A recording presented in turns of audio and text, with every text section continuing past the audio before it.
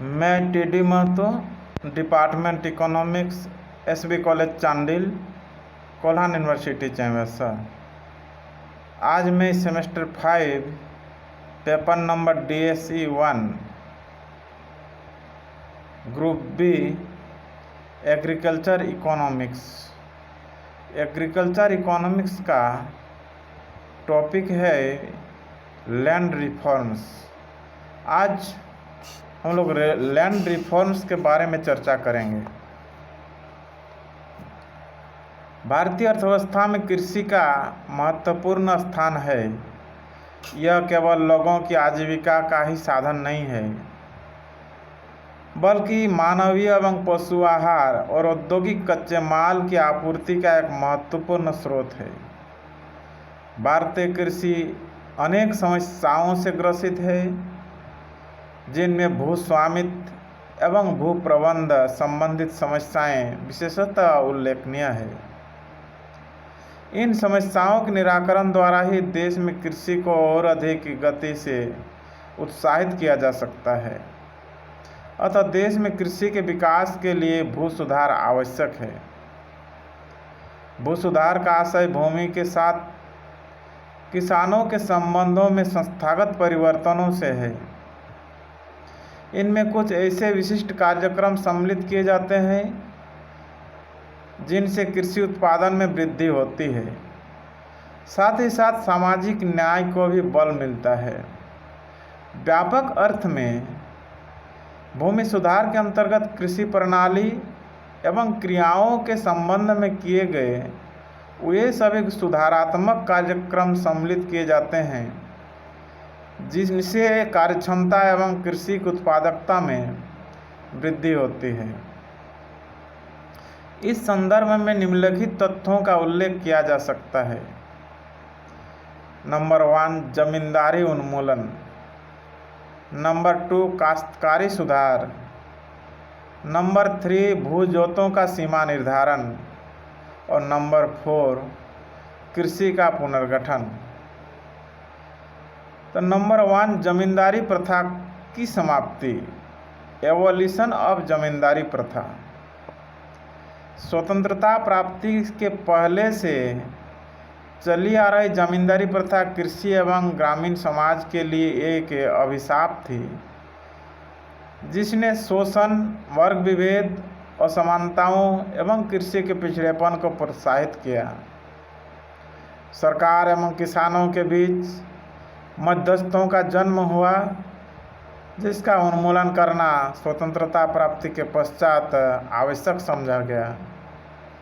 इस दिशा में सर्वप्रथम कृषि सुधार समिति 1948 की यह सिफारिश अत्यधिक उल्लेखनीय है कि भूमि का स्वामित्व वास्तविक काश्तकारों का होना चाहिए, ताकि जिन व्यक्तियों ने कृषि भूमि पर लगातार खेती की हो उन्हें उस भूमि का मालिकाना हक मिल जाए। इस सिफारिश के बाद जमींदारी प्रथा का उन्मूलन हुआ। देश के 40% कृषि क्षेत्र पर जमींदारों का स्वामित्व था। विभिन्न राज्यों में अधिनियम पारित कर जमींदारी प्रथा का अंत कर दिया गया। इसके फलस्वरूप लगभग 2 करोड़ कृषकों का प्रत्यक्षतः सरकार से संबंध स्थापित हो गया। लगभग 60 लाख हेक्टेयर भूमि भूमिहीन एवं सीमांत किसानों में वितरित की जा चुकी है। काश्तकारों को भूमि का मालिकाना हक मिल जाने से उनको जमींदारी के शोषण से मुक्ति मिली है, तथा सामाजिक न्याय का मार्ग प्रशस्त हुआ है।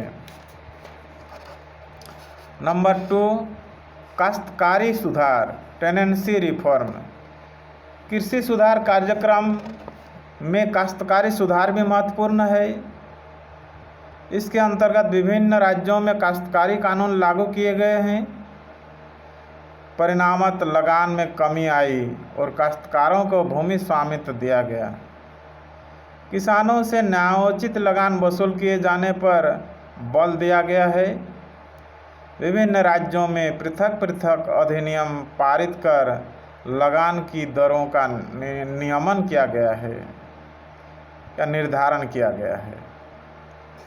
आज हमारे देश में वास्तविक काश्तकारों को भूमि रखने के लिए पूर्ण सुरक्षा प्रदान की गई है। उसे भूमि का मालिकाना हक प्रदान किया गया है। इस हेतु भूमि धारण सुरक्षा अधिनियम लागू किया गया है। योजना आयोग का भी यही मंतव्य रहा है कि लगान का प्रभावकारी नियमन तभी संभव है जब काश्तकारों को पट्टेदारी की सुरक्षा प्राप्त हो। काश्तकारों को बेदखली से पूर्ण सुरक्षा प्रदान करने के लिए विभिन्न राज्यों में पुनर्गठन अधिकार भी सीमित कर दिए गए हैं ताकि उन्हें भूस्वामियों द्वारा बेदखल नहीं किया जा सके। भूस्वामियों द्वारा भूमि के पुनर्गठन के लिए विभिन्न राज्यों में अलग अलग प्रावधान किए गए हैं, जिनके आधार पर राज्यों को 4 वर्गों में विभाजित किया जा सकता है। नंबर 1, ऐसे राज्य जिनमें भूस्वामिकों को पुनर्गठन की अनुमति नहीं दी गई है, उदाहरण दिल्ली, उत्तर प्रदेश एवं पश्चिम बंगाल की निम्न श्रेणी की रैयतवाड़ी प्रथा। नंबर 2, ऐसे राज्य जिनमें पुनर्गठन के लिए यह शर्त आरोपित की गई है कि काश्तकारी को एक निर्धारित सीमा तक भूमि प्रदान की जाएगी। ऐसे राज्य है असम तथा पंजाब। नंबर 3, ऐसे राज्य जिनमें पुनर्गठन का अधिकार निर्धारित सीमा के स्तर तक किया गया है और काश्तकार के लिए एक न्यूनतम क्षेत्र दिए जाने का प्रावधान है, ऐसे राज्य है आंध्र प्रदेश तथा तमिलनाडु। नंबर 4, ऐसे राज्य जिनमें खुद काश्त के लिए एक निश्चित क्षेत्र के पुनर्गठन का अधिकार दिया गया। साथ ही साथ यह शर्त लगा दी गई कि काश्तकार के पास कुछ भूमि अवश्य छोड़ी जाए। ऐसे राज्य में मुख्य है बिहार, गुजरात, केरल, मध्य प्रदेश, महाराष्ट्र, कर्नाटक, उड़ीसा, हिमाचल प्रदेश एवं मणिपुर। नंबर 3, भूजोतों का सीमा निर्धारण, सीलिंग ऑन लैंड होल्डिंग्स। योजना काल में भूजोतों को उच्चतम सीमाएं निर्धारित की गई है ताकि भू वितरण में समानता स्थापित की जा सके और सामाजिक न्याय प्राप्त किया जा सके। उच्चतम सीमा से अधिक भूमि सरकार द्वारा अपने अधिग्रहण में ली गई है तथा इस प्रकार प्राप्त अतिरिक्त भूमि का भूमिहीन किसानों में वितरण किया गया है। व्यवहारिक कठिनाइयों के कारण उच्चतम सीमा से अधिक जोत वाले भूमि के सरकार द्वारा लिए जाने का कार्य काफ़ी धीमी गति से चल रहा है। भूजोतों की सीमा के निर्धारण के पश्चात अब तक 993 लाख हेक्टेयर भूमि प्राप्त हुई है, जिनमें से 7.8 लाख हेक्टेयर भूमि भूमिहीनों में वितरित की गई है। जोतों के सीमा निर्धारण से वितरण की असमानता कुछ कम करने में सहायता मिलती है, लेकिन भूजोतों के उच्चतम सीमा निर्धारण में निम्नलिखित दोष उत्पन्न होने की संभावना रहती है। नंबर 1, इसमें ग्रामीण आय एवं शहरी आय में अंतर बढ़ेगी। नंबर 2, कृषि के पंजीकरण की प्रक्रिया हतोत्साहित होगी। नंबर 3, भू सीमा निर्धारण के फलस्वरूप भविष्य में उत्तराधिकारी के कारण भूमि विभाजन होता रहेगा और अधिकांश जोतें अनार्थिक हो जाएगी। नंबर 4, अतिरिक्त भूमि का सरकार द्वारा अधिग्रहण किए जाने के कारण सरकार पर क्षतिपूर्ति का अतिरिक्त भार पड़ा है।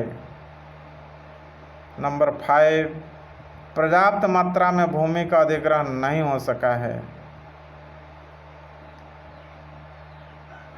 नंबर 4, कृषि का पुनर्गठन रीऑर्गेनाइजेशन ऑफ एग्रीकल्चर। भूमि सुधार कार्यक्रमों में कृषि का पुनर्गठन भी अति महत्वपूर्ण है। इसके अंतर्गत निम्न तथ्यों पर विचार किया जाता है। नंबर 1, चकबंदी, सहकारी कृषि, भूदान आंदोलन, भू अभिलेखों को अद्यतन करना, भू सुधार अधिनियमों को संविधान की 9वीं अनुसूची में सम्मिलित करना इत्यादि। चकबंदी, कंसोलिडेशन। चकबंदी एक ऐसी व्यवस्था है जिसमें भूमि के इधर उधर बिखरे छोटे छोटे भूखंडों को मिलाकर स्वेच्छा से या विधि द्वारा बड़े चौकों में रूपांतरित कर दिया जाता है। जोतों की चकबंदी के लिए 15 राज्यों में कानून पारित किए हैं। आंध्र प्रदेश के कुछ चुने हुए क्षेत्रों जैसे तमिलनाडु, केरल, पांडिचेरी और उत्तरी पूर्वी राज्यों में कानून पारित नहीं किए गए हैं।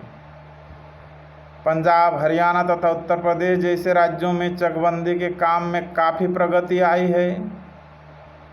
बिहार में चकबंदी का कार्य चल रहा था, लेकिन बिहार की लालू सरकार ने चकबंदी कार्य को बंद कर दिया, जबकि यह आवश्यक कि चकबंदी का काम शीघ्र संपादित किया जाए ताकि जोतों को आर्थिक चक्र बनाया जा सके। स्वामित्व को मजबूती प्रदान की जा सके और जोतों में सिंचाई सुविधा तथा यंत्रीकरण की सुविधा उपलब्ध हो सके। अब तक लगभग 6 करोड़ हेक्टेयर भूमि की ही चकबंदी की जा सकी है, अर्थात कुल कृषि योग्य भूमि के प्राय 1/4 भाग में ही चकबंदी हो पाई है। और सहकारी कृषि, कोऑपरेटिव फार्मिंग। सहकारी कृषि पद्धति व्यक्तिगत कृषि पद्धति तथा सामूहिक कृषि पद्धति के मध्य का मार्ग है। इस पद्धति में गांव के किसानों को एक समिति के अंतर्गत ऐच्छिक आधार पर संगठित किया जाता है तथा उनको भूमि को एकत्रित करके उसे बड़े बड़े फार्मों में विभक्त किया जाता है और सहकारी आधार पर उस पर खेती की जाती है। श्रमिकों तथा सदस्यों को उनके श्रम के परिणाम के आधार पर मजदूरी दी जाती है। वर्ष के अंत में लाभांश भी सदस्यों की भूमि की मात्रा के आधार पर वितरित कर दी जाती है। भारत में सहकारी खेती भूमि सुधार कार्यक्रम का पूरक है, परंतु सहकारी कृषि की प्रगति बहुत ही धीमी रही है। चौथी और 5वीं पंचवर्षीय योजनाओं में इस पर अधिक महत्व नहीं दिया गया है। अब नई सहकारी समितियों का संगठन करने के बजाय कमज़ोर सहकारी समितियों को पुनर्जीवित करने की कोशिश की जा रही है। 1983 में भारत में 9,732 सहकारी कृषि समितियां थी, जिसकी सदस्य संख्या 2.68 लाख थी और उनके अधीन 4.881 हेक्टेयर भूमि थी। मतलब भूदान आंदोलन, भूदान मूवमेंट। भूदान आंदोलन का भी कृषि पुनर्गठन कार्यक्रमों में विशिष्ट स्थान है। इस आंदोलन का मुख्य उद्देश्य न्याय एवं समानता के आधार पर भूमि का वितरण करना था। इसके अंतर्गत बिना किसी दबाव के बड़े स्वामियों ने अपनी भूमि का 1/6 भाग त्याग करने को कहा गया, ताकि इस प्रकार से प्राप्त भूमि का भूमिहीन किसानों में वितरण किया जा सके। यह आंदोलन आचार्य विनोबा भावे द्वारा सन 1951 में तेलंगाना क्षेत्र में प्रारंभ किया गया था। प्राप्त आंकड़ों के अनुसार अब तक देश में अनुमानतः 42 लाख एकड़ भूमि प्राप्त हुई, जिसमें से 13 लाख एकड़ भूमि का वितरण किया जा चुका है। तो भू अभिलेखों को अद्यतन करना।